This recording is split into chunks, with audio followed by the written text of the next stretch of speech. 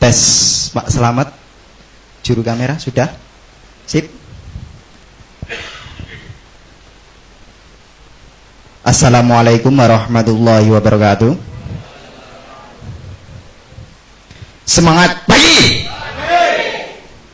Sekali lagi, yang lebih semangat lagi. Semangat pagi. Semangat pagi. Tepuk tangan untuk kita semuanya. Bismillahirrahmanirrahim. Ya, yang pertama-tama, marilah kita panjatkan puja dan puji syukur kehadirat Allah Subhanahu wa taala yang mana telah memberikan rahmat, nikmat serta hidayahnya serta kesehatannya kepada kita semua sehingga kita dapat berkumpul pada hari Sabtu siang hari ini dalam kondisi keadaan sehat walafiat secara physically, begitu ya.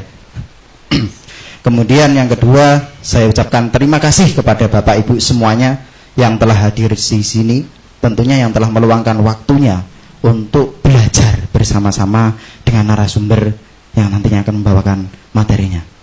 Terus kemudian saya ucapkan terima kasih juga kepada pemirsa dimanapun Anda berada yang telah menyaksikan acara secara live pada hari ini sehingga nantinya dapat bermanfaat bagi yang menyaksikan. Nah, di acara pada hari Sabtu tanggal 27 ini PT Natural Nusantara mengangkat tema tentang bedah produk RS Sinov. Memang sedikit asing produknya karena memang produk baru dan tentunya yang hadir di sini, tentunya yang di depan sini di ruangan ini saya pikir beruntung karena ini produk baru, pembekalannya langsung sama formulatornya nanti. Nah, begitu. Tapi sebelum acara dimulai, saya mau tanya, yang hadir di sini yang paling jauh dari mana ini? Coba angkat tangan yang paling jauh dari mana? Wonogiri. Ada yang lebih jauh lagi?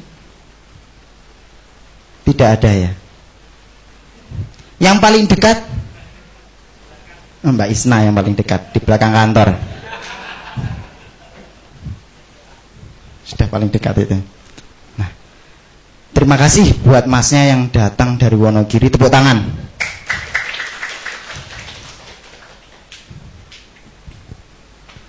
Oke, dengan sikap kita tenang, belajar bersama-sama, kita pahami ya, kita pahami seperti apa produk ini dan nantinya kalau tidak paham ditanyakan secara detail ya, prosesnya seperti apa di dalam tubuh, efek-efeknya seperti apa, untuk usia berapa saja, begitu. Nanti ditanyakan secara detail saja. Secara izinnya apakah sudah resmi atau belum, nanti ditanyakan saja. Oke, menarik kan? Nah, siap ya, nanti kita belajar bersama-sama. Oke, untuk itu mari kita langsung sambut saja beliau, yaitu Pak Hasan Sabilillah, Dr. Andes Hasan Sabilillah. Saya persilahkan waktu dan tempat. Tepuk tangan untuk beliau. Semangat pagi Pak Hasan ya.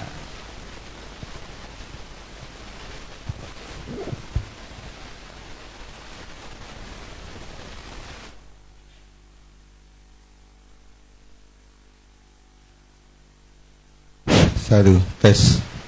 Terima kasih waktu yang telah diberikan pada kami. Saya ucapkan Assalamualaikum warahmatullahi wabarakatuh. Kalau lihat namanya pasti oh ini bukan orang Jawa. Lihat logatnya pasti bukan orang Jawa.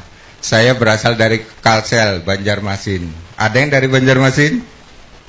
Berarti saudara saya. Saya dari Banjarmasin, makanya kalau saya dipaksakan untuk berbahasa Jawa, kagok. Kadang bingung, harus mikir dulu, ini yang saya ucapkan apa. Lebih enak kita berbahasa Indonesia. Oke, nama saya sudah disebutkan tadi, namanya Hasan Sabilillah. Saya mendirikan perusahaan Puspita Raja, nama perusahaannya itu berdiri tahun 2002. Kita lihat tampilan di sini. Sebelum kita berbicara RS Sinov, kita akan melihat perusahaan Puspita Raja.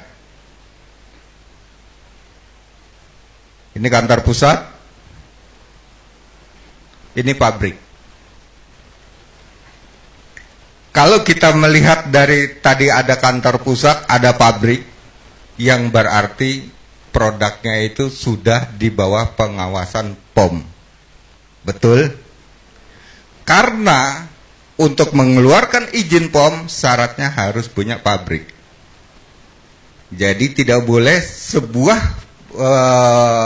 produk herbal yang diproduksi industri atau industri rumah tangga, misal mengapsuli sambil makan siang, mengapsuli sambil nonton TV, itu tidak boleh.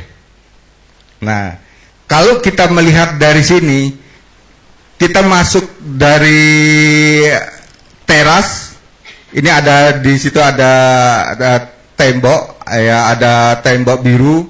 Di situ kita harus melepas alas kaki. Masuk ruang pertama.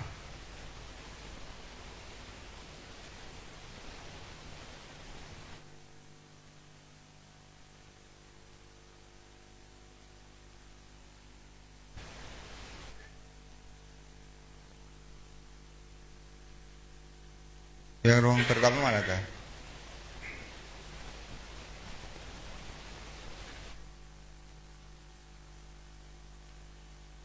Nah, masuk ruang pertama, sebelum kita masuk ke koridor bersih, ini kita harus mensterilkan diri dulu. Ada ruang khusus, begitu kita masuk, di situ kita sudah disirami dengan yang uap yang bisa mematikan bakteri. Pakaian kita dari luar penuh bakteri.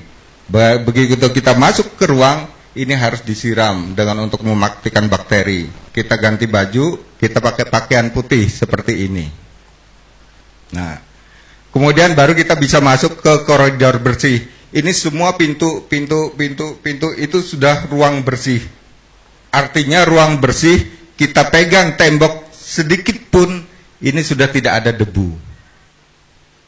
Nah, ketika kita masuk atau nanti ada kunjungan dari Balai POM, mereka yang dikontrol satu adalah tembok.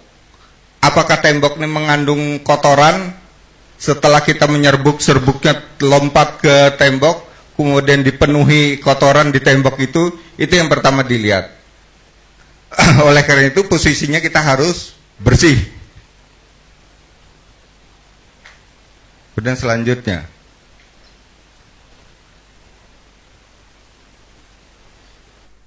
nah, setelah itu untuk mensahkan sebuah usaha, tentunya ada badan hukum, ini badan hukum dari Puspita Raja. Dilanjutkan dengan, nah ini kalau ini uji lab, ya, di sini uji lab, kita di sini bisa tahu yang uji dari Gajah Mada, ya, kemudian namanya RS Sinop, kemudian nama perusahaan Puspita Raja. Setelah ini teruji semua, dari bahan-bahan itu teruji semua, sudah tidak ada yang membahayakan, maka keluarlah dari BPOM yang namanya sertifikat POM, yaitu POM TR. Ini POM TR-nya ini, RS Sinop. Paham? Sudah tidak ada pertanyaan sampai di sini? Kalau tidak ada pertanyaan masalah perizinan, saya akan masuk ke materi. Ya. RS Sinop. Kita melihat dari namanya aja RS Sinop. R itu singkatan dari rawan, S itu sendi, Sinop itu adalah cairan daripada sendi atau pelumas sendi. Maka saya namakan produknya RS Sinop. Ya. Jadi apa namanya? RS Sinop ini lahir tahun 2005. Setelah itu uji coba setahun, 2 tahun, 3 tahun sudah mulai sempurna. Kemudian dikemas, turun izinnya RS Sinop ini tahun 2013. Nah, RS Sinop ini. Nah, dengan tahun 2013 sampai sekarang tidak ada permasalahan di lapangan, maka secara otomatis kita peredaran di lapangan atau di marketing, maka RS Sinop ini mulai diminati banyak orang. Lelah saya mengurus perusahaan dengan jaringan marketing saya konvensional, maka saya berserah diri, Pak Hana, tolong RS Sinop saya bisa dibawa ke NASA. Saya sudah angkat tangan. Oleh itu RS Sinop sekarang saya serahkan pada NASA. Terima kasih Pak Hana. Selanjutnya, nah mengingat dari ini, kemudian kita ke dulu ke contoh herbal, contoh herbal. Nah itu ya, iya, bukan contoh herbal. Nah, salah satu kenapa saya harus terbuka apa adanya, saya hanya menunjukkan bahwa ini murni herbal loh, tidak ada kimia loh. Salah satu bahannya adalah yang disebut daun beluntas. Kalau kita tahu daun luntas, itu daun luntas biasanya tumbuh di pinggiran jalan atau pagar ya Bu ya, Ibu tahu ya. Nah, daun luntas memang daun luntas dari sejak dulu sudah dikenal bagus kalau hanya untuk mengurangi rasa nyeri sendi.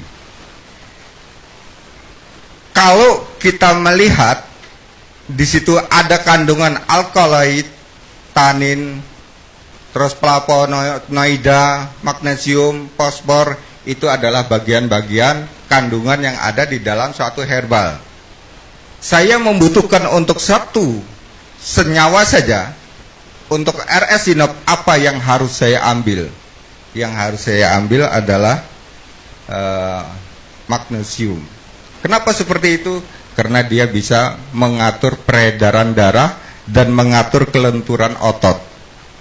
Kenapa seperti itu? Yang menjaga tubuh kita, yang mengalirkan aliran darah itu adalah otot. Maka untuk menyampaikan nutrisi ke dalam tubuh, saya harus mempertinggi magnesium yang ada di kandungan itu. Ya. Jadi jangan dikira bahwa oh kalau gitu saya rebus saja. Saya rebus kemudian hasil rebusan diminum, maka kita semua kandungan yang ada di sini, yang ada di sini, ini kita tidak bisa memilah-milahkan. Padahal ini kandungannya racun. Alkaloid ini kandungannya racun, rasanya pahit. Kalau setiap rasa pahit itu ada kandungan racun. Ini alkaloid. Bagi seorang herbalis atau formulator, ini harus disingkirkan dulu, harus dibuang. Yang mana yang bermanfaat itu baru kita ambil. Ya. Kemudian kita masuk kepada perbedaan jamu. Kita mengenal jamu dulu, sudah tahu bahwa tadi oke. Di sini jamu dibedakan, ada jamu tradisional dan ada obat tradisional. Bedanya apa? Jamu tradisional dan obat tradisional. Makanya setiap izin yang berkapsul yang sudah memisahkan khasiat-khasiatnya, di situ sudah khasiatnya sudah disendirikan. Seperti tadi alkaloid ini membahayakan, ini harus dipisahkan, jangan sampai menjadi satu di dalam produk, karena itu akan membahayakan. Efeknya apa kalau itu ikut di dalam tubuh? Maka tubuh kadang gemetaran, kadang lambung itu sakit, kadang keluar keringat dingin, kadang orang tidak stabil, ngeliar dan sebagainya. Ya, itu. Oleh karena itu, karena ini ada pemisahan senyawa kimia yang di dalam kapsul, ini disebut obat. Obat dari mana? Karena kita ngambilnya dari daun-daunan, disebut obat tradisional. Paham ya? Sampai ini ya. Ini paham obat tradisional. Kemudian bedanya apa dengan jamu? Bedanya dengan jamu, kalau jamu ini tidak bisa memisahkan antara senyawa-senyawa kimia. Contoh, seorang pedagang jamu, ya, ini jamu gendong, apa dia bisa Apa dia punya lab untuk memisahkan kandungan-kandungan tersebut? Taunya dia hanya ukuran satu kilo, setengah kilo, 1 gram gitu ya. Kemudian direbus bersama-sama. Air rebusan kemudian dijual atau dimasukkan ke dalam botol, kemudian dikelilingkan untuk dijual. Nah, seberapa jauh kandungan itu keluar tidak ada ukuran. Karena tingkat pemanasannya kadang berbeda. Kadang untuk mengeluarkan senyawa kimia kita harus ada senyawa unsur pemanasan, yaitu perebusan. Untuk mengeluarkan jamu gendong ini, senyawa jamu gendong ini harus direbus. Setelah itu khasiatnya baru keluar. Khasiat keluar ini kita tidak bisa memilah-milahkan karena dia bukan tergolong obat. Ini hanya jamu. Ya, paham ya? Kemudian yang termasuk yang kedua adalah jamu peres, yang biasa diperes. Itu juga tidak bisa memisahkan senyawa-senyawa kimia. Kemudian jamu yang digiling langsung diseduh, itu juga tidak bisa. Ini jamu seduh. Tidak bisa mereka memisah-misahkan apakah senyawa kimia itu bermanfaat bagi tubuh atau kalau masih ada senyawa kimia yang ada di dalamnya yang merugikan bagi metabolisme. Bukan berarti kalian atau saudara-saudara saya ini saya larang untuk minum jamu peres, jamu gendong. Oh kalau gitu mulai besok saya sudah tidak langgan lagi dengan Mbok Yem. Biasanya lewat rumah saya. Jangan begitu. Tapi tetap bermanfaat. Efeknya kecil. Ya. Kalau toh itu merugikan bagi metabolisme, efeknya kecil. Nah kemudian melihat dari kalau munculnya obat tradisional ini karena kita pengalaman dari jamu tradisional. Maka mbah kita yaitu jamu tradisional. Kalau dulu orang hanya tahu direbus, di blender, kemudian digiling, itu adanya di sini. Dengan teknologi modern dikaji terus masalah obat-obatan tradisional kok bagus, bisa untuk menyembuhkan, jadilah obat yang disebut obat tradisional. Nah, yang sudah berbentuk kapsul itu obat tradisional. Akan tetapi banyak yang sekarang memalsukan diri. Kapsul serbuk yang berbentuk serbuk dimasukkan ke kapsul. Padahal ini bentuknya adalah jamu seduh. Jamu yang Satu contoh saya memerlukan misalnya temulawak. Temulawak kemudian saya giling. Saya keringkan, saya giling. Lembut, saya masukkan di kapsul. Berarti di dalam temulawak itu belum bisa dipisahkan senyawa kimianya. Tapi bentuknya di sini dia obat tradisional.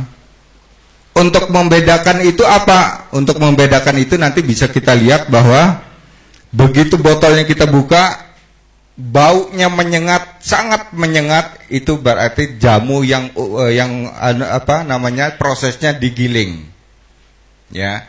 Jamu prosesnya digiling, begitu dibuka botolnya baunya sangat menyengat. Itu yang tidak ada perbedaan antara senyawa-senyawa kimia di dalam herbal. Apa efeknya? Jamu gilingan itu endapannya atau kotorannya akan mengotori ginjal. Nah, pernah kita dengar bahwa seorang dokter mengatakan, jangan kebiasaan kamu minum jamu, nanti ginjal kamu kotor. Itu betul. Kalau jamu itu yang digiling, dia akan mengotori ginjal. Seolah-olah kita akan minum jamu tradisional, obat tradisional, ini aman, ternyata prosesnya salah, menjadi tidak aman. Kerugian pada organ tubuh kita. Itu yang efek daripada jamu giling. Terus efek yang benar adalah kita mengekstrak. Kalau ekstrak itu diambil sama tetesan etanol, ya. Untuk memisahkan senyawa kita harus pakai senyawa etanol untuk memisahkan senyawa. Dari tetesan senyawa itu maka etanol akan memisahkan senyawa-senyawa kimia yang ada di herbal. Nah, dari senyawa yang herbal sudah keluar, kemudian setelah diekstrak, kemudian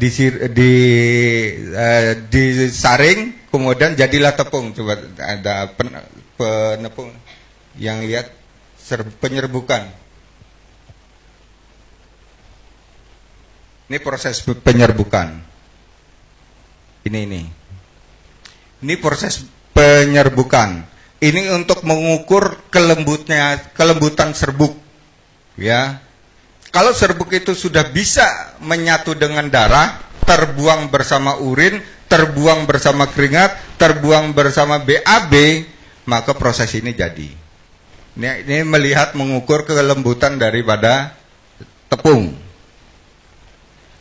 Umumnya tepung ini biasanya digunakan orang secara awam, orang menggunakan tepung itu begitu digiling, kemudian dikeringkan kemudian masuk ke dalam kapsul tanpa melihat tingkat kelembutan tepung. Bahayakah tepung? Seperti saya katakan, kasarnya tepung atau dengan hasil gilingan, biasanya gilingan itu kadang ya kebanyakan saudara-saudara kita, ini kebetulan di dalam Yogyakarta ini, saya salah satu adalah anggota dari Paguyuban Pengusaha Jamu Yogyakarta. Oleh karena itu, mereka yang salah memproses sering kami tegur, karena itu membahayakan nantinya kepada kesehatan masyarakat. Nah, itulah kesalahan-kesalahan itu. Kadang itu biayanya kan murah, maka dia bisa jual murah. Tidak banyak karyawan, tidak banyak pakai alat. Cukup dia gilingnya kemana? Cukup ke pasar. Kita lihat gilingan yang ada di pasar, itu biasanya habis untuk menggiling beras, untuk menggiling merica, baru jamu. Kalau kita mau tahu. Setelah itu, sudah berbentuk serbuk, dia bawa ke rumah, kemudian dikapsuli. Biasanya ini tidak lulus uji. Karena kalau yang kita butuhkan tadi temulawak, ternyata di situ ada kandungan merica misalnya ya, katutan merica di dalamnya ada merica. Begitu di tes lab kok ada merica di sini, itu biasanya tidak lulus. Kesimpulannya jamu seperti ini jamu tidak berizin. Ya, itu yang sangat sulit untuk diatasi. Karena mereka beredarnya skala kecil. Tapi banyak, skala kecil tapi banyak. Mungkin satu kampung itu ada orang 50 yang bikin jamu, masing-masing rumah tangga. Beredarnya masing-masing, mereka punya pelanggan. Ya kalau di Bendung kan sulit. Kalau di DIY, jamu yang resmi tergolong di POM, yang tercatat di POM itu hanya ada 64 perusahaan. Tapi setelah kita melihat ke dasar, kita melihat sampai ke bawah, kita melihat sampai ke pelosok, jumlah yang ada termasuk jamu yang tidak resmi ini tadi ada sekitar 760. Sisanya kemana? Padahal yang terdaftar resmi, yang dibimbing resmi, diawasi resmi itu hanya hanya ada 64 perusahaan di DIY. Ya. Itu. Kemudian kita lihat bahan daripada sinop. Nanti sebelum kita lahir sinop, kita mengenal dulu bahannya. Nah, jadi Bapak tahu bahwa saya menggunakan satu daun luntas. Daun luntas saya untuk mengambil anti nyerinya karena ada di sini. Hanya satu yang saya butuhkan. Yang lainnya harus saya buang, senyawa kimia lainnya. Yang di sini petai Cina atau orang Jawa bilang mandingan, Bu ya. Ya, daun mandingan. Di sini dia akan kaya kalsium di sini. Paling tinggi kalsiumnya di sini. Saya sudah membandingkan dengan tumbuh-tumbuhan lain. Ini ada di sini, di daun mandingan, daun Cina. Kemudian sendi, saya membutuhkan sendi. Kalsium sudah, anti nyeri sudah, saya harus punya pelumas atau oli sendinya. Saya ambil oli sendinya dari daun randu. Ya, dari daun randu. Oh kok Pak Hasan belak-belakan ya terbuka ya, nanti sampai rumah saya buat sendirilah, hanya 3 kan bahannya. Ini berapa persen kita ambil, ini berapa persen kita ambil, ini berapa persen kita ambil. RS Sinop saya menggunakan 19 bahan. Gagal niat kita untuk membuat sendiri, baru kenal 3. Yang kemudian yang apa namanya, yang 16-nya kemana? Yaitu rahasia perusahaan. Nah kemudian kita melihat, saya menurut penelitian saya ya, RS Sinop ini ada di daun randu, oli itu ada di daun randu. Saya mencari jenis oli yang bisa masuk ke dalam tubuh, tidak berbahaya untuk tubuh, tidak ada kandungan racun, dan tidak merugikan tulang atau sel-sel yang metabolisme di dalam tubuh. Ini paling aman adalah daun randu. Percaya atau tidak? Ini bisa kita blender, ini kita gabungkan, ini ambil 5 lembar. Cobalah saya, betul tidak? Sebelum kita membeli itu kita blender dulu. Hasil hijau daunnya diminum. 3 hari jenengan sakit sendi sembuh. Ya. Wah, kalau gitu saya tidak beli obatnya, teruskan saja ini. Nanti akan merugikan tubuh. Ini juga akan merugikan tubuh, lama-lama ginjal kena, dan bukannya karena di dalam daun ini hanya kalsium yang saya ambil, tapi ada kandungan-kandungan lain yang merugikan di dalam tulang. Seperti flavonoid, itu merugikan tulang. Nah, saya harus bisa memisahkan itu. Tapi kita tahu bahwa daun petai Cina artinya petainya tidak. Yang kita butuhkan daunnya. Yang ada kandungan kalsium itu adalah daunnya. Biasanya pertanyaan kita, samakah daun ini dengan yang sejenis ini, apa namanya? Lamtoro ya, lamtorogung. Samakah jenisnya? Jenisnya hampir sama. Cuma kalsiumnya lamtoro itu sedikit, ini lebih banyak. Nah, ketemulah saya ramuan daripada kalsium, kemudian saya memberikan anti nyeri, kemudian di sini ada pelumas sendi. Setelah saya bisa mempelajari ini, saya baru bisa melihat struktur sendi. Buka di struktur sendi.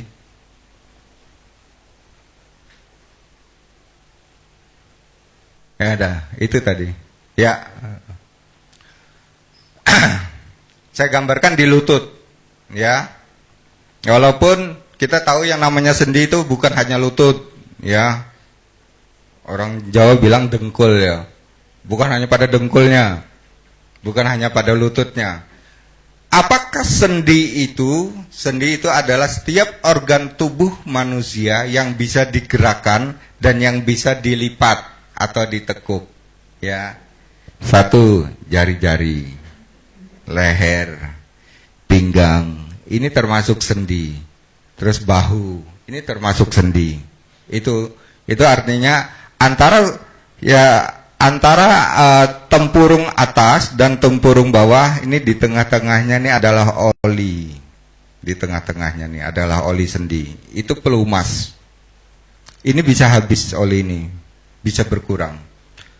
Nah, setelah saya melihat dari struktur sendi ini, saya di sini di samping sendi dilapisi ada otot yang menghantarkan manusia, yang bisa manusia itu bisa setiap nutrisi yang masuk ke dalam tubuh bisa dihantar melalui otot, kemudian otot bisa memberikan lenturan atau tegangan daripada sendi, sendi bisa dilipat, orang bisa berdiri. Ketika kita berdiri, ini yang menahan tulang, ya.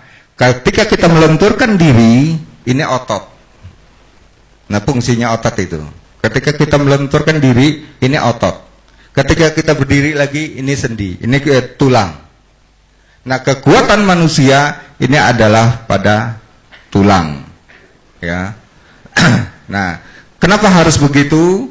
Maka karena manusia berdiri yang menahan beban ini adalah tulang pada kaki, maka kalsium harus tinggi di tingkat sendi. Ya.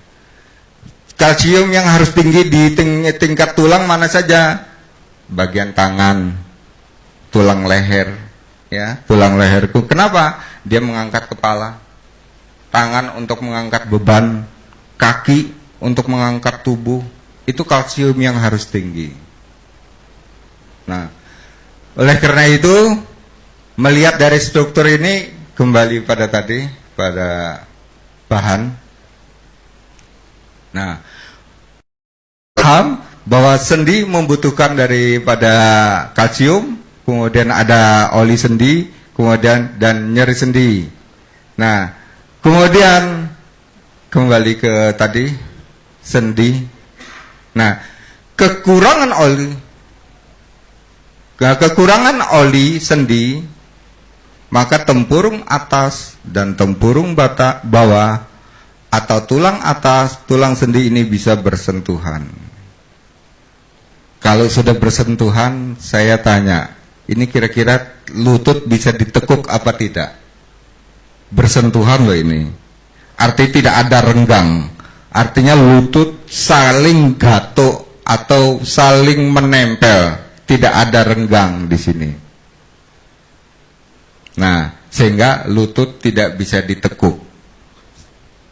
Dia duduk harus mengencangkan kakinya, dia berdiri juga harus menarik kakinya. Kita pernah lihat bahwa ada cairan tulang leher, kemudian tulang leher ini bukan karena kecetit, bukan karena apa, tapi kekurangan cairan sendi pada leher, tulang leher, sehingga dia kalau nengok orang sambil badannya yang mengikuti. Ini artinya ini sudah tidak bisa digerakkan. Ya, pernah lihat ya? Oh ini masnya. Nah itu. Oh pernah kecelakaan. Ya kalau melihat usianya belum sebenarnya, tapi kecelakaan ya. Oh karena bela diri. Oh ya, ya itu. Kekurangan cairan sendi bisa berakibat seperti itu. Ya, jadi nanti jenengan kalau mau pada saya yakin jenengan pasti sudah usaha kemana-mana untuk dipijat dan sebagainya. Tapi karena cairan itu tidak masuk, maka hasil pijatan tidak ada apa-apanya. Ya, saya tidak sengaja nyinggung tadi. Tapi kebetulan ada kasus. Nah, ini kalau sudah ini saling bersentuhan ini kenapa? Bisa faktor usia. Tadi coba penyebabnya. Ini nanti sekalian Mas, jenengan bisa tahu. Nah, ya ini jenengan masuk di sini.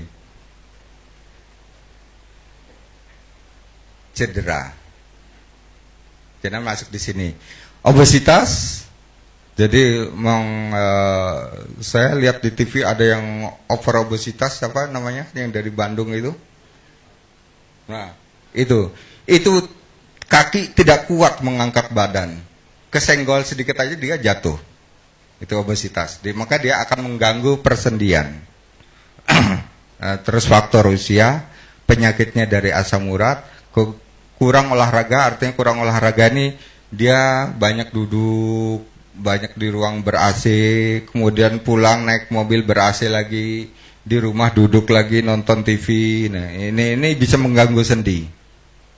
Terus faktor keturunan sel tulang yang diturunkan pada generasinya memang kurang bagus, itu faktor keturunan. Terlalu banyak aktivitas ini contoh seorang kuli, seorang pekerja berat atau seorang olahragawan yang selalu memerlukan tenaga over sehingga akan mengganggu sendi. Kuli, angkat junjung dan sebagainya, olahragawan tanpa diimbangi dengan nutrisi yang bisa menyimpan nutrisi untuk sendi, asupan sendi, maka akan mengganggu sendi. Yang terakhir ini tadi yang saya ucapkan, kekurangan nutrisi. Seperti jenengan tadi, bela diri, tapi dia terjadinya cedera ini karena saya yakin asupan nutrisi yang bermanfaat untuk sendi ini jenengan mungkin kurang dikonsumsi. Sayang saya tidak ada di sini, tidak ada, boleh dicatat. Buah apa yang bisa nah ini bisa boleh dicatat. Karena ini tidak saya masukkan di sini soalnya. Ini saya melihat kasus jadi saya muncul spontanitas. Buah yang bisa bermanfaat bagi sendi, satu, buah kolang-kaling itu bermanfaat bagi sendi ya. Itu bagus di dalam buah kolang-kaling dia bisa untuk ada kandungan cairan sendi. Yang kedua ada buah kesemek, tahu kesemek ya? Nah, kesemek dia kaya. Kesemek itu kalsiumnya tinggi, di situ ada pelumas sendinya. Yang ketiga adalah buah kepel. Tahu kepel? Tahu ya semua ya kepel ya? Karena kepel itu sudah buah langka. Jarang sudah. Ya? Ya, itu berguna sekali bagi tubuh. Ya. Terus kalau mau umum ya buah alpokat. Itu umum. Itu bagus itu buah alpokat. Nah, sementara buah-buah itu banyak kita tinggalkan. Kesemek, nggak doyan lah. Kepel, saya nggak doyan lah. Saya doyannya apel merah. Nah, dari Amerika tuh. Kalau nggak apel hijau tuh. Itu gaya hidup manusia merusak diri sendiri. Nah, itu yang bermanfaat. Kemudian dari sayur, pingin tahu sayurnya? Brokoli yang bagus untuk sendi. Kembang kates grandel, apa kalau apa ya? Kates apa itu? Kates lanang ya, ya kates lanang ya. Ya. Ya bunganya. Ya bunganya. Terus kemudian daun sekarang mungkin sudah langka ya, daun katu, tahu ya? Itu langka itu. Banyak. Nah itu daun katu. Kemudian, wah, ini sudah cerita sendiri-sendiri. Pulang dari sini nanti ke Merota kampus. Kemudian ada daun, kalau kita tahu daun adas itu biasanya untuk sayur ya, daun adas. Ini bagus untuk persendian. Nah, cukup itu karena saya bukan bakul sayur ya, cukup itu saja. Buah ya cukup itu saja. Ya, untuk memproses sayur, jangan dibuat sayuran. Bingung mesti. Untuk memproses sayur, jangan dibuat sayuran. Contoh, saya membutuhkan bayam, tapi saya buat sayur bening, itu kan sayuran. Kemudian saya buat oseng-oseng, sayur bayam, itu namanya sayuran. Kenapa tidak boleh? Yang namanya untuk obat, itu yang diminum airnya, artinya itu cukup direbus, kemudian airnya diminum. Jadi tidak boleh kita akan, wah kalau itu bermanfaat lah untuk tubuh, emang dibuang, dah saya masak aja sekalian, jadi satu rumah bisa. Bukan begitu obat itu. Ya, obat itu direbus dengan ukuran tertentu, ukurannya misalnya jangan over lah ukurannya, misalnya ada yang setengah genggam, ya kalau genggamannya besar ya lebih kecil lagi kan gitu. Ini cukup dengan ukuran itu. Kita kemudian seperti tadi daun katu dengan daun adas direbus bareng. Tidak semuanya harus direbus ya. Tadi ada yang daun pepaya, bunga pepaya, terus apa lagi tadi? Brokoli. Bukan berarti semua sayuran jadikan satu, enggak. Boleh kita ambil dua, ini sama ini sama ini gitu. Boleh kita ambil dua gitu. Ya, itu baru direbus. Contohnya, nah ini jadi training formulator jadinya. Kalian bisa membuat sendiri. Ini caranya nanti ketika ingin merebus bunga pepaya atau Cattes grandel tadi, teteskan dulu getahnya sampai kering, baru bisa direbus. Kenapa seperti itu?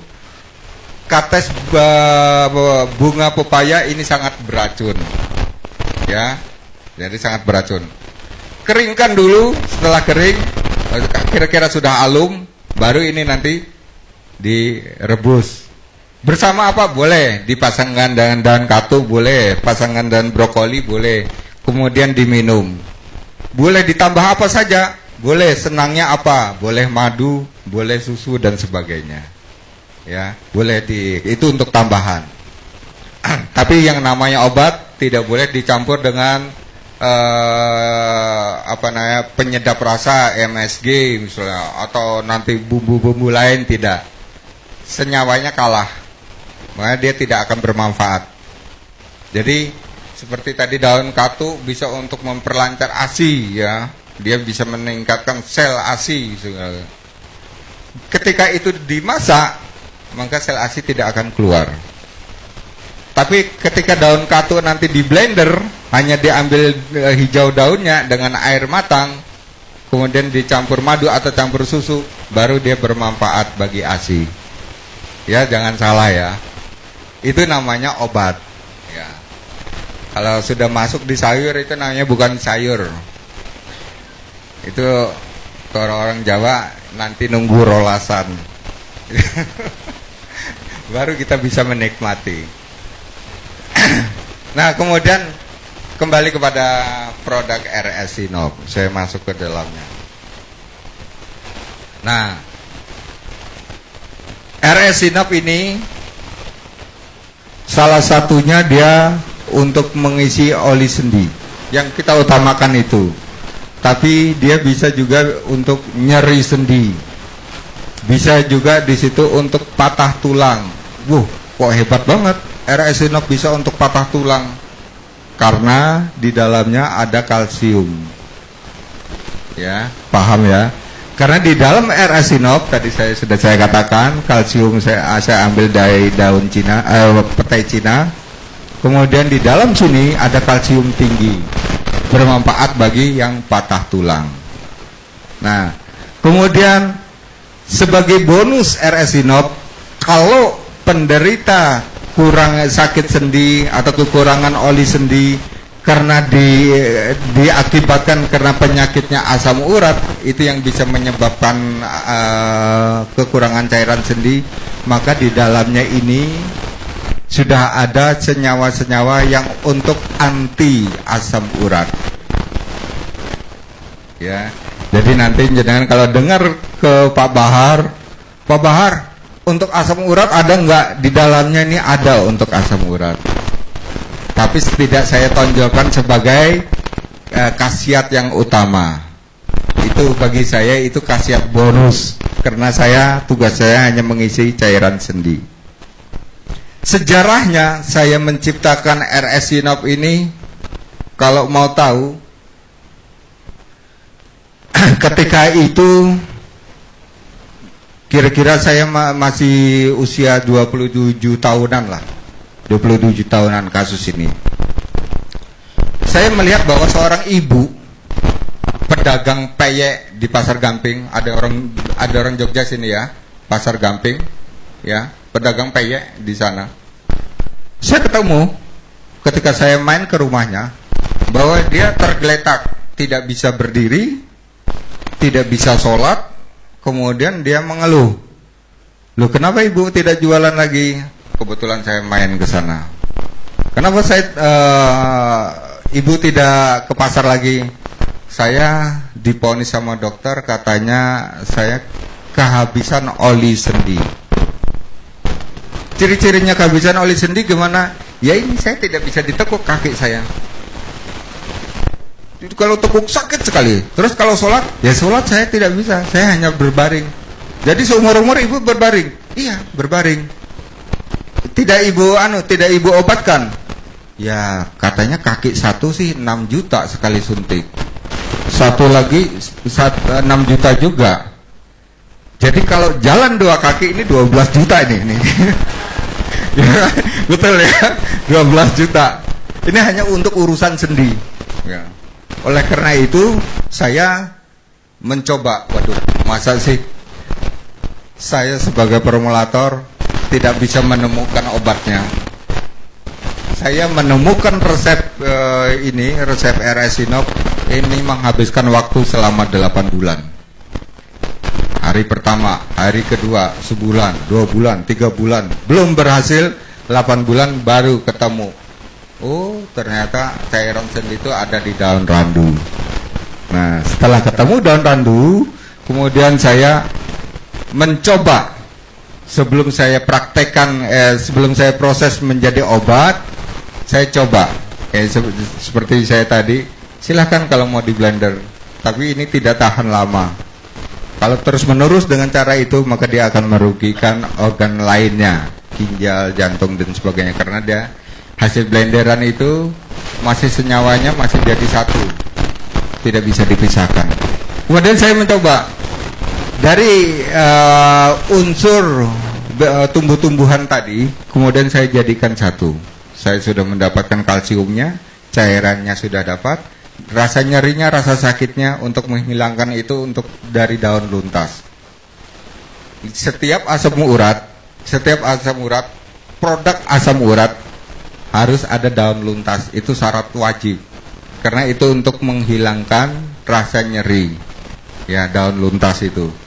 Jadi kalau kita nanti beli yang khusus asam urat, ini daunnya unsurnya apa ini?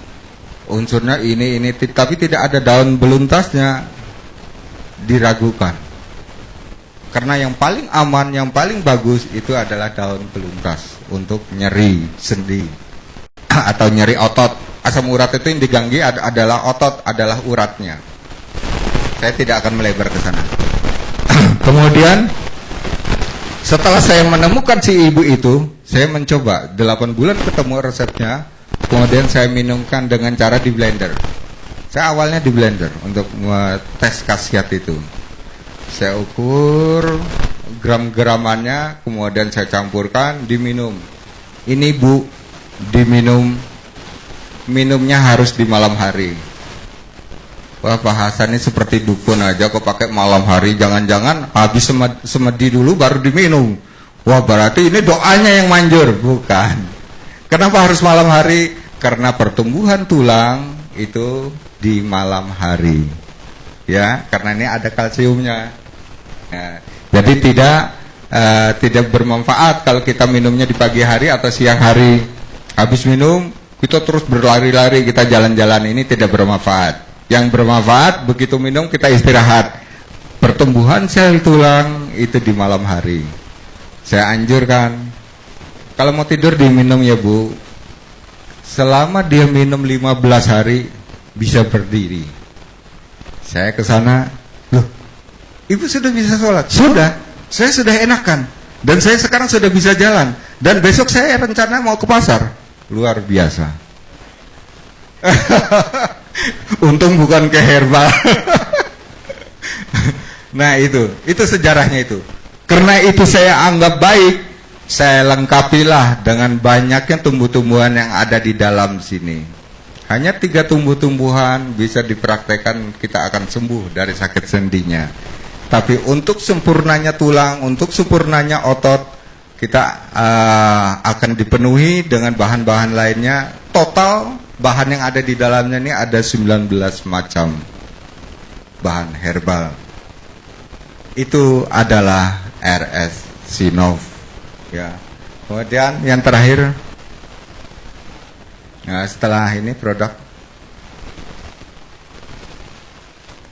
misi ini meningkatkan, sudah ini tadi. Ini tadi yang kembali tadi kembali lagi yang tadi ada perbandingan ini sendi ini. Nah, ini kondisi sehat. Artinya kondisi sehat di sini, posisi sendi di sini ini sendi atas, ini sendi bawah, ukurannya sama. Ini sudah membenjol, ini membengkak, ini sendi yang rusak, ini mengecil. Ini tidak rata, ini miring, ini rata. Ini sudah rusak karena kekurangan cairan sendi. Nah, ini sudah menempel yang atas, yang bawah dengan yang atas. Kalau sudah begini, kita lama untuk memulihkannya. Ya, ini bahayanya nih. Ini kondisi normal. Nah, ini sudah bersentuhan. Biasanya kalau kita menggerakkan organ lutut, ya organ lutut, nanti boleh tangan lah, boleh lutut, boleh jari-jari. Ini kalau kita gerakan, kalau nanti, nah ini kita gerakan gini, kalau itu bunyi klek, klek, ini artinya sudah bersentuhan. Mau coba, silakan berdiri, kita sama-sama menguji tes. Ya, coba. Mari Bu, nggak apa-apa Bu. Nanti saya bisa tahu. Oh Ibu begini dan sebagainya, saya bisa tahu. Kalau tahu berarti saya kan akan memberikan solusinya. Ya, coba kita gerakan dulu kaki kiri kita. Kita lemparkan kaki kiri kita, kaki kanan kita. Keras nggak apa-apa. Nanti kita dengarkan sendiri bunyi tidak. Syukur tidak bunyi semua. Kalau bunyi saya susah, tidak bisa jualan. Syukur sehat semua. Ya. Nah, itu artinya kalau itu tidak berbunyi, itu artinya sendi kita dalam kondisi sehat. Kalau berbunyi klek klek klek, itu sudah mulai bersentuhan. Nah, order yang paling banyak mesti yang lututnya bunyi ini. Nah, kemudian yang terakhir, sudah paham ya? Ini kondisi sehat, ini kondisi rusak nih. Ini sudah membengkak atau membesar, ini mengecil. Ini sudah posisi miring, ini posisi rata. Di dalamnya ini adalah cairan pelumas atau sendi, atau bantalan orang menyebutnya. Nah, sebentar ya. Saya tambahkan, ini bentuknya seperti kapsul. Ini bentuknya seperti kapsul, yang bawah juga begitu. Nah, ini dilapisi dengan tulang hialin.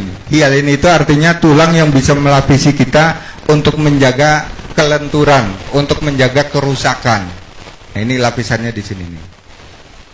Nah, untuk terbentur itu masih tidak apa-apa kalau bukan benturannya keras. Kalau benturan berkali-kali, ya mungkin lapisan hialin itu akan rusak, ini akan pecah. Nah, kemudian kita cari ke apotek, saya cari cairan hialin ada enggak? Enggak ada, karena ini sudah bawaan dari sana. Ini bisa ditumbuhkan kembali? Enggak, bisa. Dengan meningkatkan kalsium dengan cairan, maka ini bisa pulih kembali. Ya. Selanjutnya.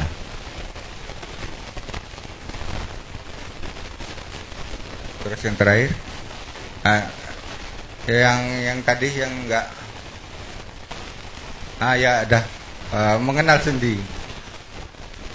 Mengenal sendi, di sini struktur sendi itu ada, di dalamnya ada otot, ada tulang, tulang rawan, oli sendi terkapsul sendi, tulang bantalan. Tulang bantalan itu tulang yang permukaannya ini seperti ada gabusnya, jadi kena benturan dia tidak akan pecah. Atau yang tulang bantalan ini disebut hialin, dia tidak akan pecah. Nah, inilah ada struktur sendi di sini. Jadi kita akan mengenal ini sendi rusak nih. Ini sendi rusak. Kemudian ini juga, ini karena akibat asam urat. Ini persendian yang rusak, kita bisa lihat di sini. Ini persendian yang rusak, tangan sulit ditekuk, membesar-besar, kemudian membengkak dan memar merah. Nah, ini pada tulang belakang. Ini sendi juga. Ini pada bahu. tulang bahu. Nah, kerusakan itu sebenarnya kalau kita tidak paham, orang akan bertahan. Seperti suatu contoh, kebanyakan pengertian masyarakat Indonesia bahwa yang namanya sendi rasanya tidak nyaman, cukup dengan cara dipijat. Sendi tidak bisa dipijat karena di dalam sendi itu tidak ada otot, tapi adanya senyawa-senyawa seperti senyawa kalsium, senyawa cairan sinovial itu yang ada di dalam sendi. Terus yang terakhir,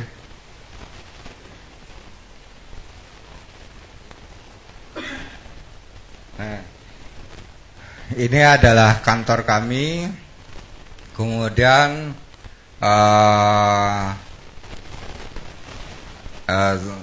formulator adalah saya sendiri, yang disebut tadi adalah DRS Hasan Sabila.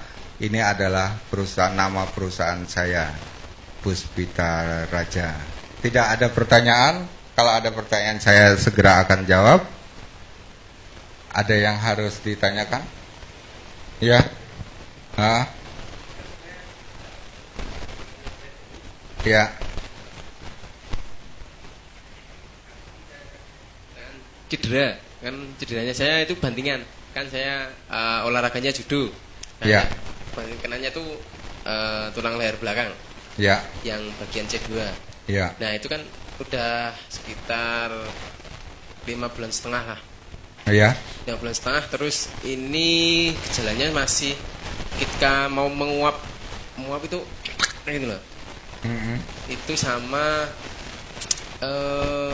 masih agak nyeri. Ya. Terus apa lagi ya? Sama mungkin itu aja yang udah cukup, Pak. Ya. Ya. Ini pertanyaannya masalah cedera pada tulang sendi ya, Mas Joni ya. Mas Joni. Jadi beliau mungkin atlet bela diri. Betul ya? Nah, kemudian dengan kecederaan itu beliau sehingga ros antara tulang-tulang ini ada yang merenggang. Kalau merenggang berarti cairan itu keluar ke dalam darah. Kalsium keluar ke dalam darah. Ya. Terus sebenarnya ini memang dulu pernah, mungkin pengalaman Mas Joni pernah digip yang tidak boleh goyang, badan tidak boleh digerakkan. Ini maksudnya untuk mengembalikan tingkat ROS atau ukuran ROS itu tersendiri, agar kalsium itu bisa tumbuh di situ dan bisa untuk mengembalikan geraknya organ tubuh waktu posisi itu. Mungkin karena terlalu lama sehingga gip ini membosankan, membuat gerak kita tidak nyaman, ini dilepas. Ini antara ROS ini belum kembali. Mungkin kasusnya dulu begitu. Sehingga untuk memulihkan itu memang cukup lama. Cukupkah dengan kalsium saja, kalsium tinggi? Enggak. Karena di dalam ROS itu ada oli di dalam ROS itu ada oli. Berarti oli cairan sendi atau pelumas sendi dengan kalsium ini bersamaan dikonsumsi. Andai kata tadi produk RS Inop kalsiumnya kurang tinggi, karena dengan cedera yang berat kita bisa menambahkan kalsium tambahan dari produk lain. Atau ya itu tadi dengan daun petai Cina atau daun mandingan itu di blender, kita siapkan kapsul RS Inop, diminum bersama blenderan petai Cina, daun petai Cina. Ini kalsiumnya tinggi. Itu yang bisa memulihkan tulang dan bisa memulihkan cairan sendi karena cairannya ada di dalam kapsul. Itu caranya begitu. Nah, kalau tidak begitu jangan akan terlalu lama. Jangan saya sarankan pada Mas Joni mencoba sebuah obat. Ini jangan coba-coba kan gitu. Mencoba sebuah obat tapi jangan coba-coba. Cobalah seminggu.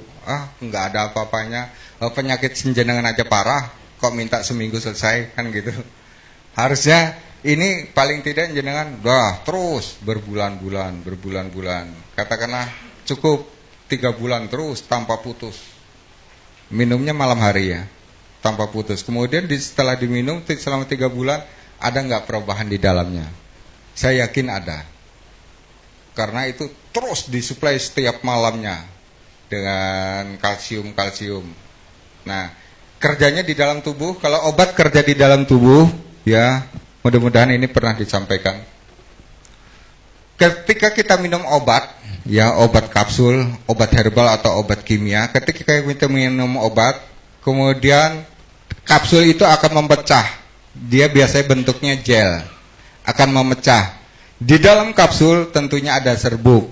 Di dalam serbuk tentunya ada senyawa-senyawa obat, ya, yang bisa mengobati. Kemudian disimpan di dalam hati, ya, disimpan di dalam hati. Maka kalau orang lagi sakit hati nggak bisa menyimpan.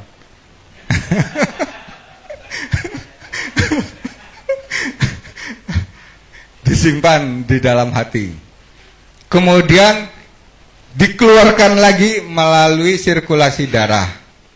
Setelah keluar dalam sirkulasi darah, mana yang membutuhkan? Seperti Mas Joni tadi, membutuhkan kalsium tinggi.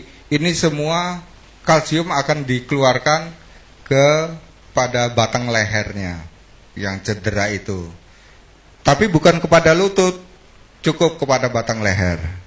Jangan diartikan bahwa kekurangan di dalam tubuh kita, misalnya kekurangan seperti Mas Joni, cacatnya di leher.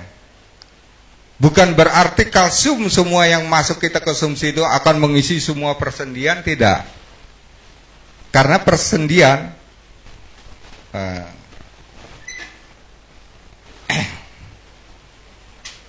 ini ada pelajaran dikit nih ya. Kalsium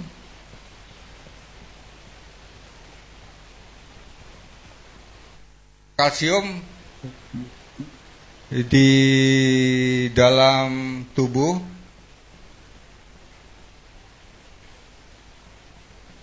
terdapat 98%.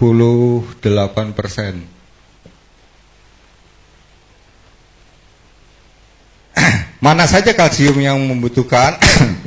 Yaitu tadi ada semua pertulangan, ada tulang leher, tulang nah, 98% ini nanti yang parah misalnya di sini adalah tulang leher. Maka tulang leher ini dia membutuhkan suplai kalsium, misalnya di sini dia membutuhkan 60% sendiri. Maka kalsium yang masuk secara otomatis ini di leher. Ya, secara ini untuk kalsium yang masuk berarti di leher. Yang lainnya sudah terpenuhi, dari sendi, lutut sudah terpenuhi, siku sudah terpenuhi, jari-jari sudah terpenuhi, tapi leher membutuhkan kalsium 60%, maka yang dikonsumsi itu masuknya ke tulang leher. Ya. Paham ya?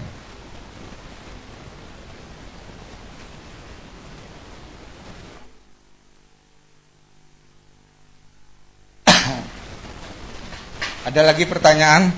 Satu lagi, nambah boleh. Oh, ya bentar ya. Ini kira-kira butuh berapa bulan lagi untuk nyambung? Terus sama apa? Kan saya udah disuruh lepas servikal, kan ini batu. Nah, terus apa? Untuk olahraga sendiri, kira-kira boleh kapan lagi? Maksudnya kayak olahraga ringan lah, nggak aja. Iya.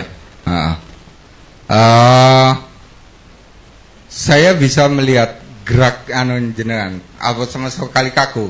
Gerak leher? Kalau sekarang udah lumayan. Kalau kemarin kan masih kaku, kan masih kayak servikal itu. Kalau sekarang udah mendingan lah, udah progres gitu loh. Berat nggak kalau digerakkan gini? Aku belum berani. Belum berani. Iya, masih trauma ini. Oh, berarti belum lama ya? Ini cederanya. Awal Maret saya. Oh, jangan dulu. Nanti saya resiko. Jangan digerakkan dulu. Iya, Ya. Ya, saya pikir sudah lama. Nah, artinya itu jenengan hanya membutuhkan banyaknya kalsium dan banyaknya cairan. Oh. Ya, itu. Nah, kalau ingin cepat, ya seperti tadi. Oke lah, kalau jenengan ingin cepat, banyak memblender daun mandingan. Katakanlah seminggu 3 kali bersama kapsulnya. Kapsulnya terus diminum tiap hari. Terus daun mandingan itu cukup malam hari. Karena saya mempraktekkan, tadinya ada orang kecelakaan di Samsat Jogja ini dekat Badran. Dia menggok, ditabrak sama sepeda motor, kemudian dia jatuh karena tertuar, ini lepas tulang sini. Kemudian langsung spontan dibawa ke Sarjito, di Sarjito langsung digigit, kemudian selama digigit tangannya tidak boleh gerak. Tangannya tidak boleh gerak. Biasanya saya pingin selalu mencoba orang-orang kayak gitu. Coba dengan kekuatan herbal kira-kira bisa nggak menyambung tulang dalam waktu cepat. Nah, karena patahnya di sini, bukan sakitnya di sini, tapi patahnya di sini. Itu karena patah di sini, itu bukan pada ros ya, bukan pada sendi, tapi betul-betul patah di sini sehingga tulangnya keluar gitu. Kemudian saya hanya menggunakan daun luntas dan daun mandingan atau petai Cina ya. Daun luntas untuk rasa nyerinya, daun mandingan untuk kalsiumnya. Saya mencoba. Saya tidak melawan dokter. Dan dokter itu pasti hormat sama kami. Saya yakin hormat. Rumah sakit itu tanpa formulator, tanpa farmasi, tidak ada obat. Yang membuat obat itu orang-orang farmasi soalnya. Makanya dokter tidak berani marah sama kami. Tidak kami setari obat, dia tidak bisa ngobati. Nah, kemudian setelah itu dia datang ke tempat saya. Kenapa saya kecelakaan? Wah, cobalah. Ini di blender tiap malam ya. 1 genggam daun mandingan dan daun luntasnya cukup 5 lembar saja. Kemudian diminum. Untuk apa? Untuk tulang. Oke lah. Vonis dokter apa? Selama 6 bulan janganlah kamu melepas tangan kamu.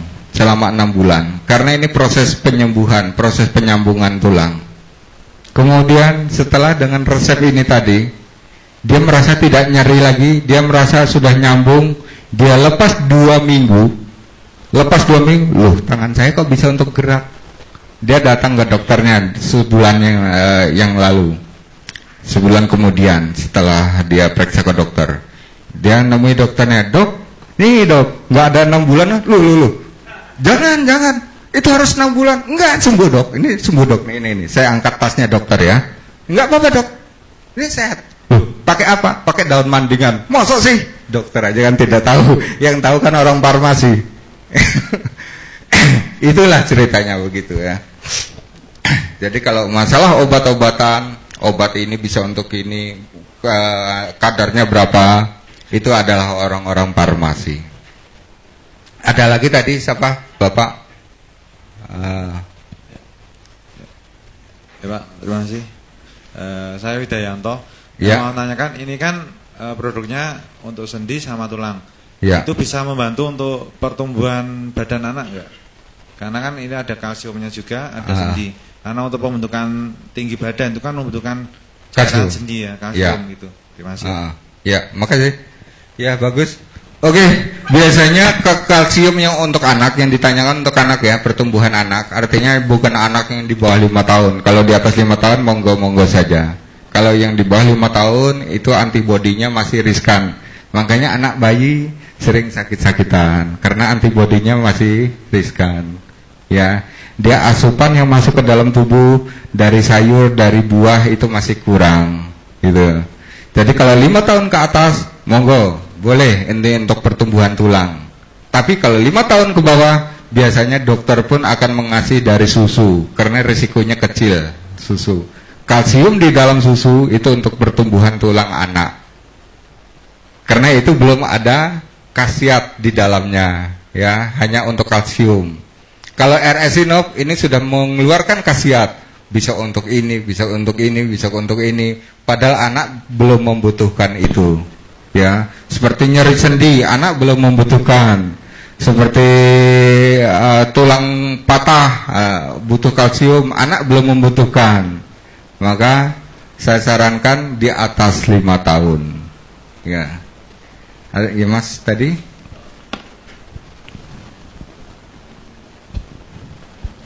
Maaf ini agak menyimpang dikit Pak. Ya. Jadi tadi sumber kalsium yang ada di salah satunya adalah brokoli sama bunga pepaya ya.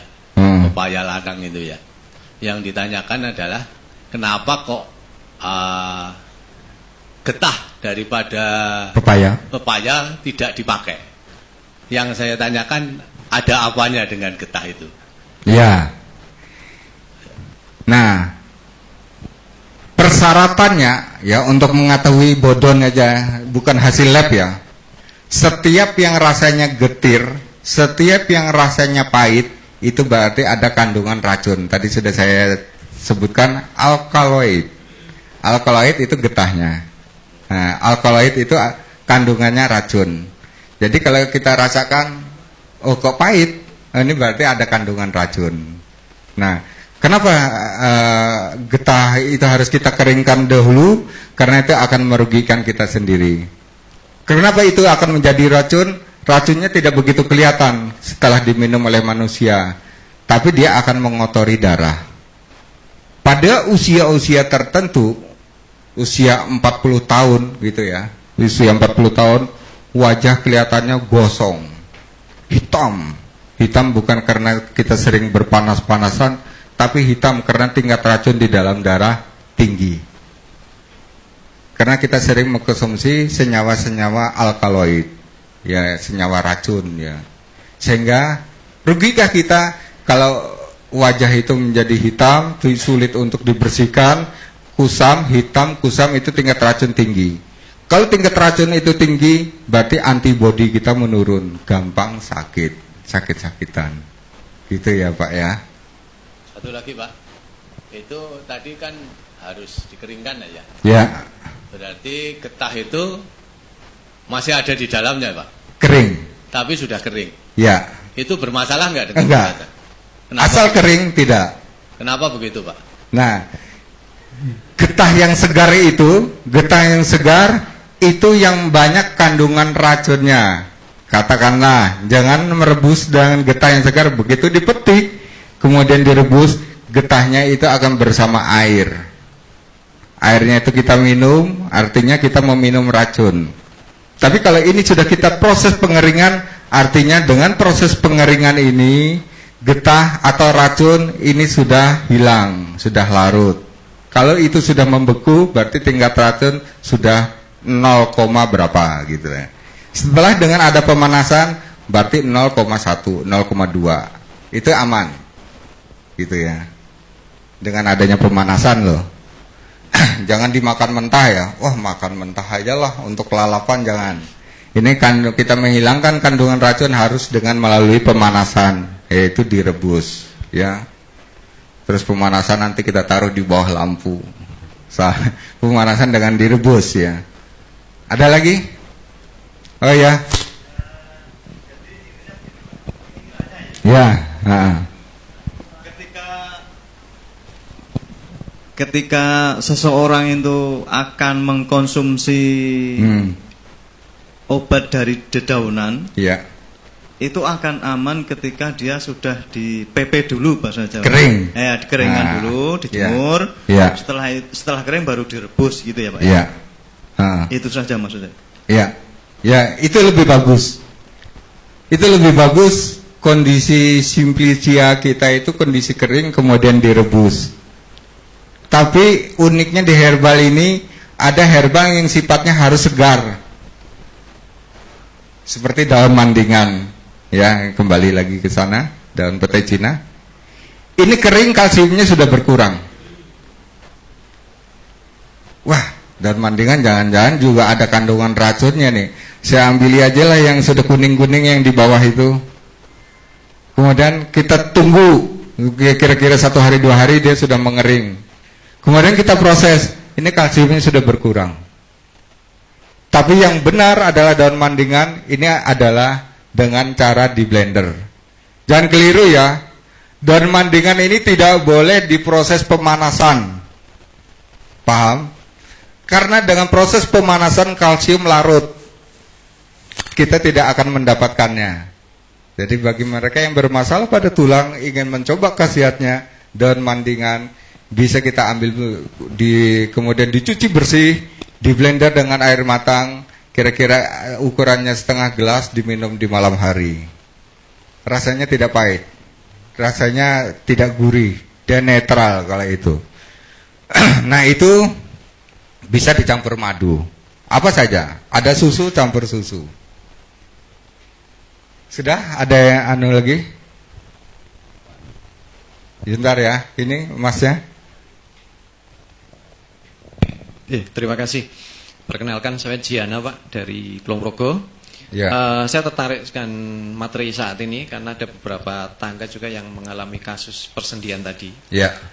Ini yang saya tanyakan dengan keluarga sendiri. Jadi walaupun belum 40 tahun, istri saya itu sudah kena asam urat Pak. Yang saya tanyakan yang pertama, asam urat itu apakah boleh dibilang penyakit genetik atau keturunan? Yang kedua, efektif penggunaan ataupun pemanfaatan eresinof ini di usia berapa? Artinya sebagai preventif saja. Ya. Yang saya lihat karena di usia sekarang belum 40 tahun aja sudah terserang. Betul. Yang persendian ini. Terima kasih. Ya. Permasalahan sendi akan muncul di usia 40 tahun. Permasalahan sendi ya. Nah, untuk urusan sendi, ini di usia 40 tahun. Itu sudah muncul masalah, nyeri, osteoporosis itu sudah terjadi, pengeroposan tulang sudah terjadi, oli mulai berkurang. Ini bisa kita lihat di usia-usia 40 tahun. Bukan berarti di bawah 40 tahun tidak ada masalah. Kalau terjadi kecelakaan seperti Mas Joni ini di bawah 40 tahun, tapi dia sudah mengurangi kekurangan cairan sendi karena cedera, bukan berarti 40 tahun ini standar. Ya, kalau kondisi aman, tidak ada masalah, berarti usia 40 tahun ini sudah bermasalah pada sendi.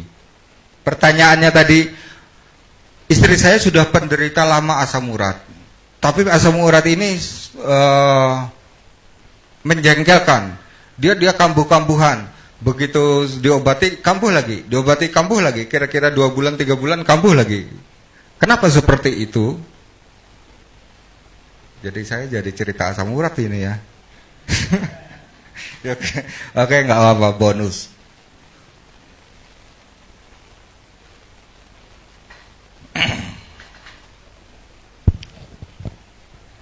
Asam urat itu sangat pantang. Asam urat. Asam urat itu dia sangat pantang dengan protein.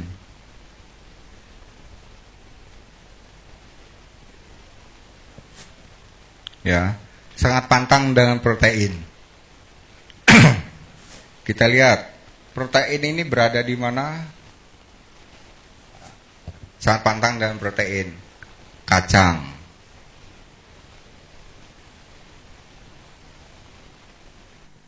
Kacang, daging,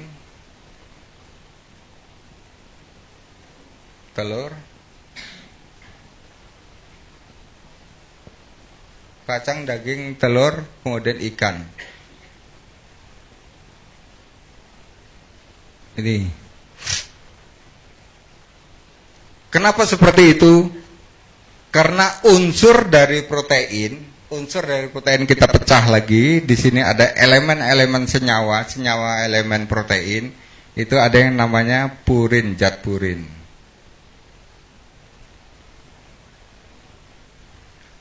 Zat purin itu kalau kita tahu itu namanya yang disebut kapur. Ya, zat purin itu kapur. Kalau sudah membentuk kapur, protein dari kacang, protein dari daging, dari telur, dari ikan, kalau dia sudah membentuk kapur, maka bentuknya dia seperti gerigi gini. Nah, ini kapur. ketika ini beredar melalui darah, yang diganggu urat, maka disebut penyakitnya asam urat. Ya, ini bentuknya di dalam darah. Pakai apa menghancurkan itu? Saya kasih bonus ini. Saya tidak akan memproduksi asam urat karena asam urat ini saya pikir asam urat ini penyakit yang paling mudah diatasi sebenarnya, tapi kambuh-kambuhan.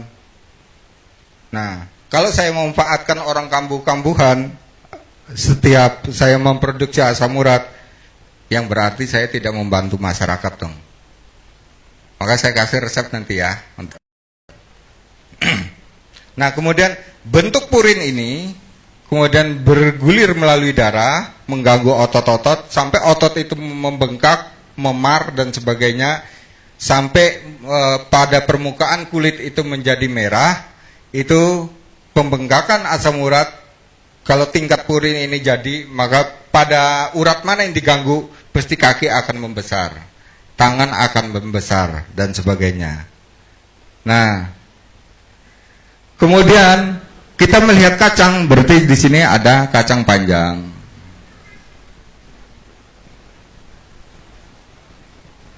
Ya, katakanlah kacang panjang bentuknya ginilah, kacang panjang. Di sini biji-bijinya. Oke? Ibu atau bapak tahu bahwa kalau sudah kacang-kacangan, ini tidak boleh dikonsumsi oleh penderita asam urat, betul? Betul ya? Nah, ini dokter yang ngomong ya. Kalau formulator ngomong, orang farmasi ngomong, kalau kita ingin konsumsi, nah ini catatan bagi ibu. Saya ingin ngelodeh nih, saya ingin oseng-oseng kacangnya. Ini dibelah, bijinya dikeluarkan, bijinya keluarkan.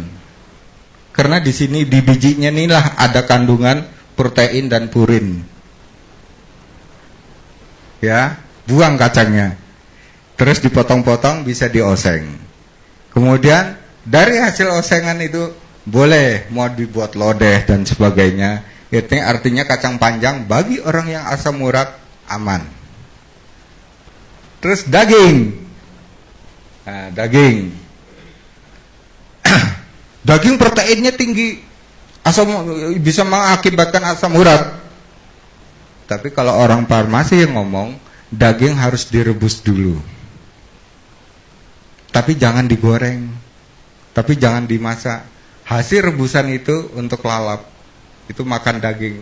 Berarti tidak enak. Ya jangan cari enaknya, kamu sakit kok mau cari enak. Kan gitu ya Pak ya. Orang sakit kok mau cari enak. Ya begitu. Aman, proteinnya keluar gitu. Proteinnya dia bisa keluar, dagingnya direbus. Kemudian hasil rebusan itu daging dilalap, ya, dikasih sambal, aman. Oh saya nggak kambuh lagi ya, karena teorinya udah benar. Dari mana kamu dapat teori? Kalau nggak kenal Bu Suster aja nggak mungkin dong. Ini, nah telur yang protein tertinggi ada di kuningnya, ya. Di kuningnya, berarti harus yang putihnya. Nggak enak yang putihnya. Ya saya bilang kalau orang sakit sih nggak ada yang enak. Ya, orang sakit harus terima apa adanya. Begitu juga ikan. Ikan sama direbus seperti daging. Telur ini putihnya, ini direbus seperti daging. Itu akan menghilangkan protein dan purin. Ini tadi kacang. Nah, fungsinya apa? Karena ini senyawa ini disebut senyawa pembentukan asam di dalam urat. Nah, ada protein, ada purin dan sebagainya. Dia akan membentuk kapur dan bergerigi. Kadang zat kapur itu bisa menjepit ke pinggang, disebut saraf pinggang. Itu zat kapur sebenarnya Mas. Ya, saraf pinggang.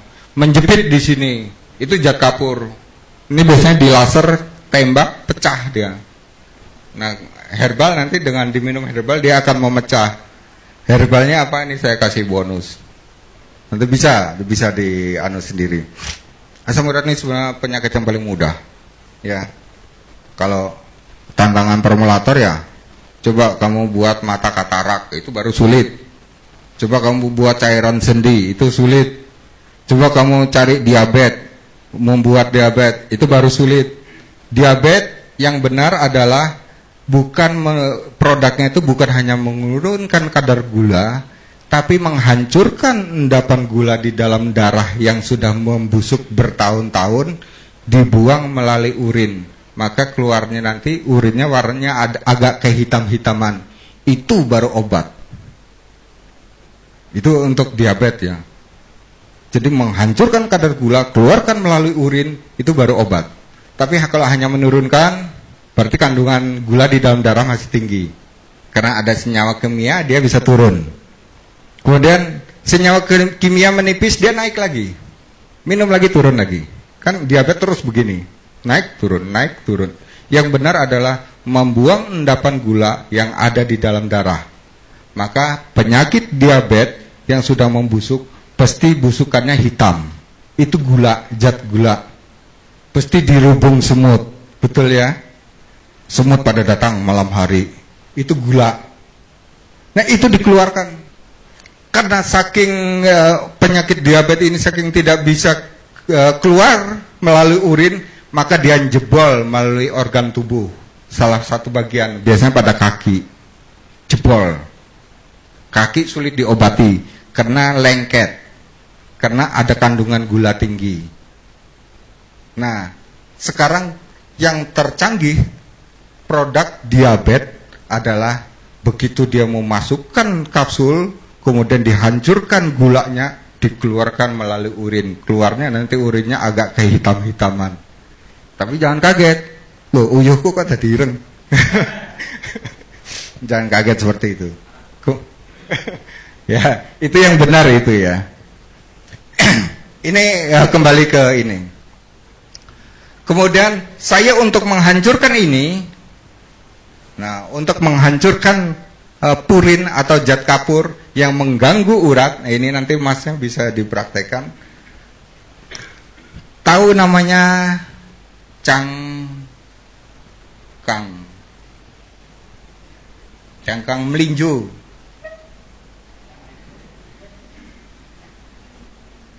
Cangkang melinjo tahu? Buah melinjo yang keras. Kan melinjo itu ada kulit luarnya merah, biasanya di sayur. Kulit dalamnya itu cangkang. Keras bentuknya ya. Ya, keras. Cangkang melinjo kalau direbus dia akan mengeluarkan khasiat bisa menghancurkan ini, Mas. Oh mudah ya, ternyata di belakang saya banyak pohonnya. Ya karena tidak tahu, baru sekarang tahu kan gitu. Nah itu pakai cangkang melinjo menghancurkannya. Kalau menghancurkannya cangkang melinjo masih tidak mampu, yang kedua menghancurkannya ini dengan jeruk kulit ya, kulit jeruk purut. Tahu ya? Purut. Jeruk purut itu yang bergerigi, ya benjal-benjal itu. Tapi kulit loh ini ya, bukan jeruknya diperas itu bukan. Tapi kulit jeruk purut, ini kulitnya. Direbus. Nah, ini ukurannya kira-kira sekitar 10 cangkang, yang ini dua jeruk, ya, 2 kulit jeruk. Kemudian direbus. Nah, airnya kemudian diminum. Tujuannya apa? Untuk menghancurkan bentukan kapur yang mengganggu urat. Kalau ini sudah hancur, maka dia akan keluar melalui urin. Ini akan keluar melalui urin. Bentuknya nanti urinnya agak keputih-putihan.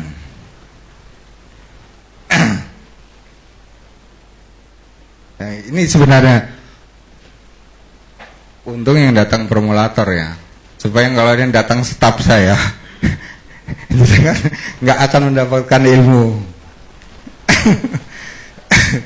Ini untuk asam urat. Karena asam urat itu sangat mudah saya melihat, oh hanya kelebihan senyawa kapur di dalam darah. Kemudian kalau ini hanya kapur ini hanya ini biasanya obatnya itu ini diperkecil, ini bentuknya besar berapa senti gitu ya. Ini nanti diperkecil. hanya diperkecil tapi tidak menghancurkan. Ini dianggap sudah sembuh. Maka ukuran asam urat kalau untuk pria maksimal 7, untuk wanita maksimal 5. Ya, untuk ukuran asam urat.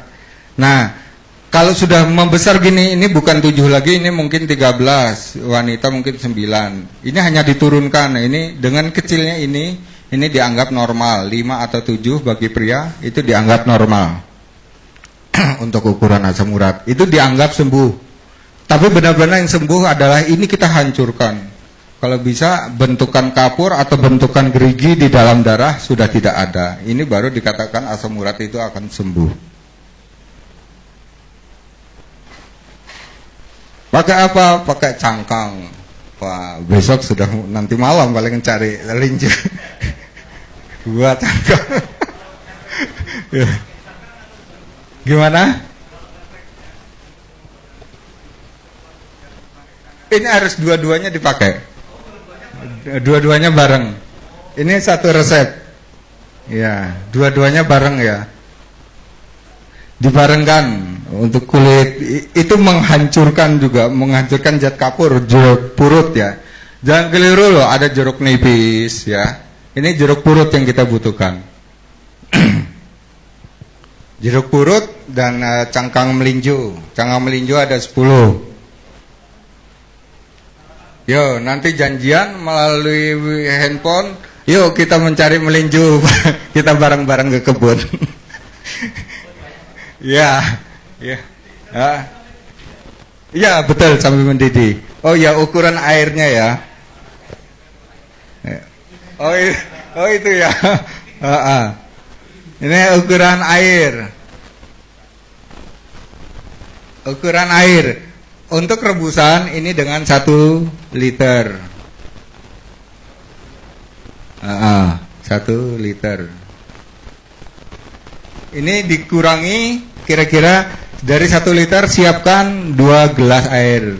2 gelas, tersisa 2 gelas. Ini diminum pagi dan sore. 2 gelas itu. Jadi ngerebusnya setiap hari ngerebus ya. Kalau pengobatan itu senyawa hanya sekali keluarnya ya, jangan keliru ya. Nanti kalau beli obat-obatan di Beringharjo yang rebus, kemudian kita rebus, besok diingat lagi, terus jok lagi, diingat lagi. Senyawa herbal itu hanya keluar sekali. Pada proses pertama kali pemanasan itu senyawa herbal. Yang kedua itu rasa pahit. Maka rebusan kedua, rebusan ketiga semakin kental, semakin coklat, semakin hitam warnanya. Tapi senyawanya sudah tidak ada. Makanya ukuran takarannya harus ada. Sekian gram daun ini, sekian gram sekian lembar daun ini gitu. Itu harus ada ukurannya. Nah, saya memberikan 10 biji ini ukurannya. 2 biji ini ukurannya. Bukan berarti wah capek lah ngerebus-ngerebus 100 biji sekalian aja lah untuk 2 minggu, bukan begitu. Ya, ini harus setiap hari rebus. Kemudian setelah kita siapkan kita minum pagi dan sore. Artinya yang sore kan sudah dingin, tidak boleh dihangatkan ya. Nah, wah sudah dingin, nggak enak lah dihangatkan. Maka senyawa yang sudah keluar dengan pemanasan itu dia larut bersama uap. Ya, kita akan tidak bisa merasakan hasilnya. Ya, yang belakang sudah tadi ya, sudah terjawab ya Pak ya. Oh ya. Ya. Menghasilkan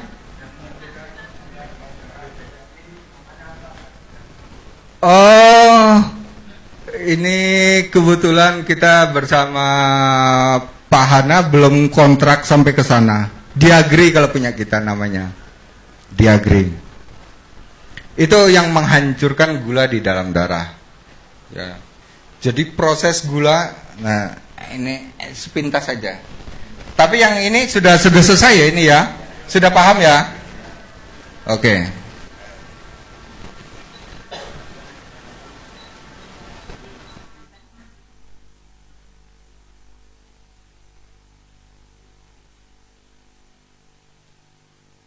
ini sebenarnya bukan saatnya saya ingin bicara tentang itu, tapi hanya sebagai ilmu pengetahuan saja.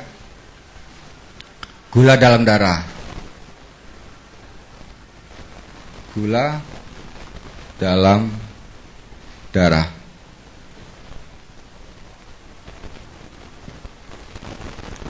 Gula dalam darah, kebanyakan orang mengatakan bahwa kalau gula dalam darah itu kerusakan pada kelenjar pankreas.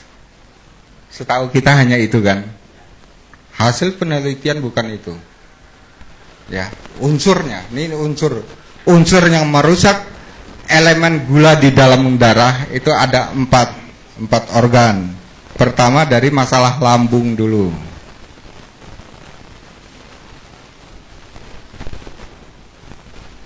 Lambung, kemudian jantung,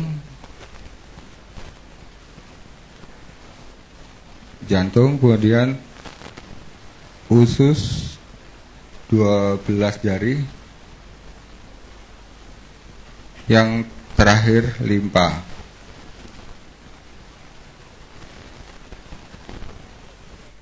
Kerusakan pada jaringan lambung, jantung, usus 12 jari, limpa.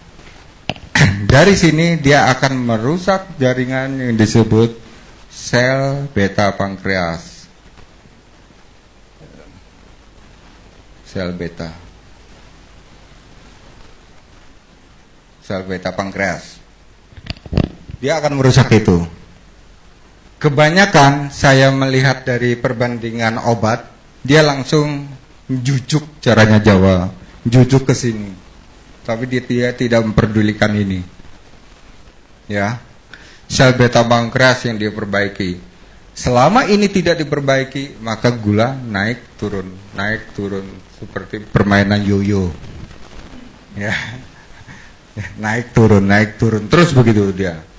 Yang benar adalah menghancurkan endapan gula.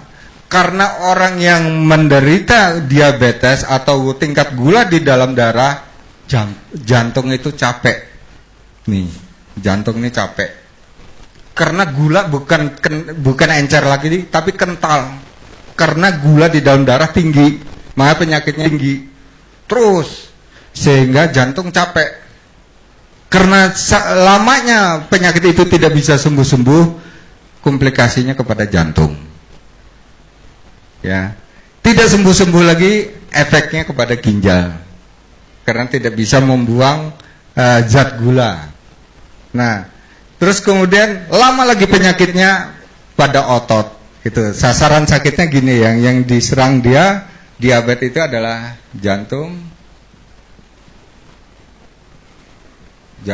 kemudian ginjal, kemudian otot. Kenapa orang diabetes bisa stroke? Ya, karena otot. Kenapa orang diabetes bisa komplikasi ke ginjal? Karena dia tingkat gula di dalam darah tinggi, tidak bisa terbuang, maka dia akan menutup organ ginjal, maka di situ tumbuh batu ginjal. Jantung lelah karena darah kental, tidak bisa mengompa lagi karena tingkat darah tidak cair lagi, tapi kentalan darah di situ ada ada gula sangat tinggi, sehingga endapan gula akan jebol pada organ-organ tertentu. Contoh, biasanya pada kaki. Pada kaki ketika ini jebol, maka dia disebut luka diabetes. Luka diabetes itu warnanya hitam, kental, dan manis, gitu ya.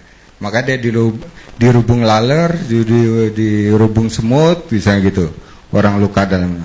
Ini artinya saat belum ada produk yang menemukan untuk menghancurkan gula di dalam darah, dikeluarkan melalui urin. Sehingga kalau gula dalam darah ini aman atau bersih, gitu ya, ginjal aman, otot tidak terjadi stroke, jantung enak mengompa darah. Nah, saya mengkaji ini cukup lama, obat diabetes ini. Insya Allah tidak lama lagi mungkin ini akan diambil sama Pak Hana. Nah, kemudian Bagi penderita diabetes, di sini ada yang penderita diabetes, ada yang sakit diabetes. Oh Bapak ya, ya Bapak yang penyakit diabetes. Sementara Bapak sebelum menunggu produk kita, mungkin nanti produk kita munculnya terlalu lama. Nah, Bapak sering-sering mengkonsumsi ini untuk diabetes ya. 1 kunyit,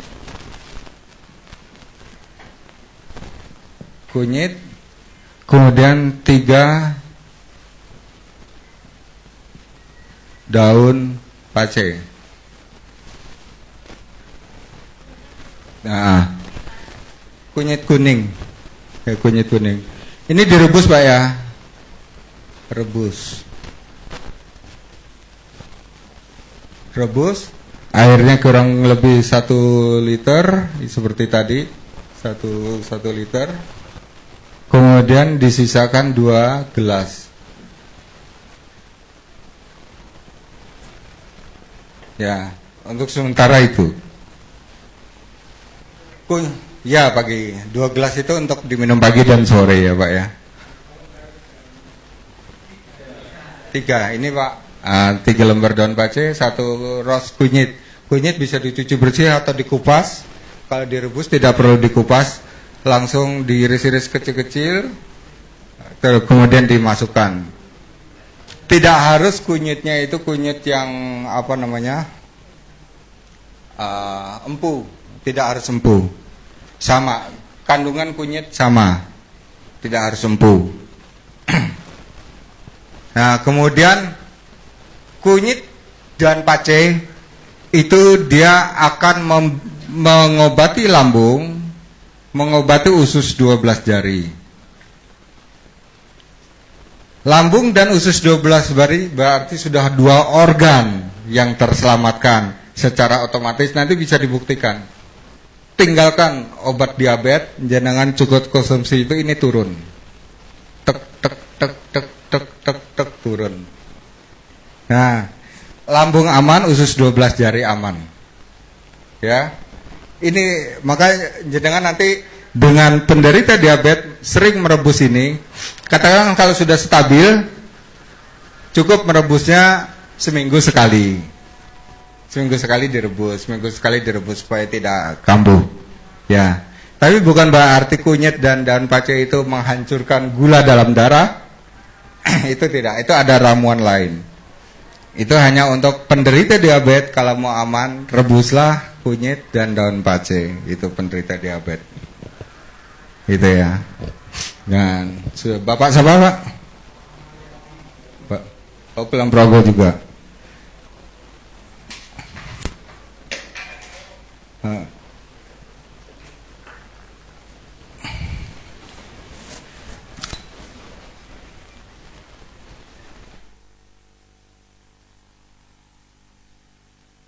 Mudah-mudahan ini tidak lama dengan RS-Sinop produknya akan hadir di NASA. Karena ini hasil riset saya melihat dari berbagai macam obat, kebanyakan obat diabetes itu mereka hanya mampu untuk menurunkan, tapi bukan untuk menghancurkan zat gula. Ternyata orang tidak sembuh-sembuh karena zat gula di dalam darah kandungannya tinggi. Kalau hanya diturunkan berarti kandungan masih ada. Yang benar adalah gula dibuang melalui urin. Nah, supaya urin bisa terbuang melalui urin, berarti saya mengoptimalkan kerja ginjal. Karena tingkat gula kan kental dalam darah. Ginjal sudah terpengaruh dengan fungsi ginjalnya. Saya harus memfungsikan ginjal supaya baik, maka tingkat oksigen di ginjal harus tinggi untuk membuang gula, yang kelebihan gula di dalam tubuh. Itu yang nanti yang akan saya padukan.